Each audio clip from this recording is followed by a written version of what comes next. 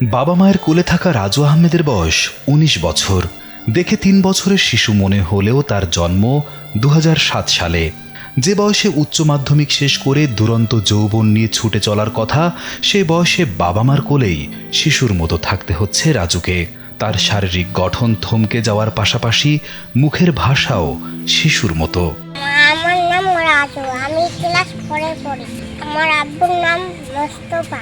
দীর্ঘ ১৯ বছর ধরে শিশুর শারীরিক গঠন নিয়ে বেঁচে আছেন প্রাপ্তবয়স্ক রাজু। পড়ালেখা করেন ৪র্থ শ্রেণীতে। জন্মের পর স্বাভাবিকভাবে বেড়ে ওঠেন রাজু, কিন্তু ৬ মাস বয়সে দেখা দেয় বিপত্তি। অস্বাভাবিক হতে শুরু করে তার শারীরিক গড়ন। স্যান্ডেলিনা সো, রূপচর্চায় আভিজাত্য। ৬ বছর বয়সে প্রথমবার হাঁটতে পারেন রাজু। তার আগ পর্যন্ত নিজের পায়ে দাঁড়াতে পারেননি তিনি। অথচ এই বয়সে শিশুরা দুরন্তপনায় ব্যস্ত হয়ে পড়ে।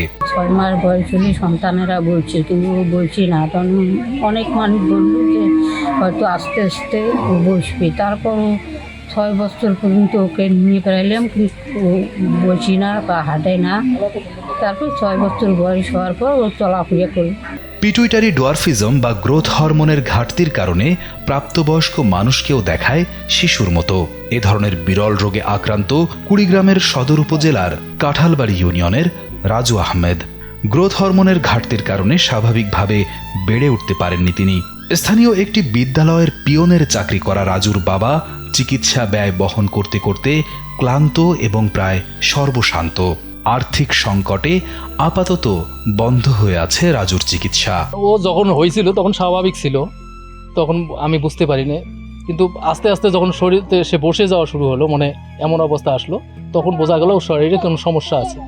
তখন বিভিন্ন জায়গায় বিভিন্ন ধরনের ডাক্তার দেখাইলাম, যে যেখানে যাইতে বলছে সেখানে গেলাম, কিন্তু না, বহু টাকা পয়সা খরচ করার পরে কোনো ফল পেলাম না।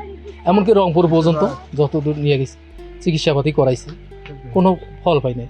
এখনও স্বাভাবিক জীবনে ফেরার সুযোগ রয়েছে রাজু আহমেদের। কুড়িগ্রামের সাবেক সিভিল সার্জন আমিনুল ইসলাম জানিয়েছেন, উন্নত পরীক্ষা নিরীক্ষা ও দীর্ঘমেয়াদী চিকিৎসা তাকে স্বাভাবিক জীবনে ফেরাতে পারে।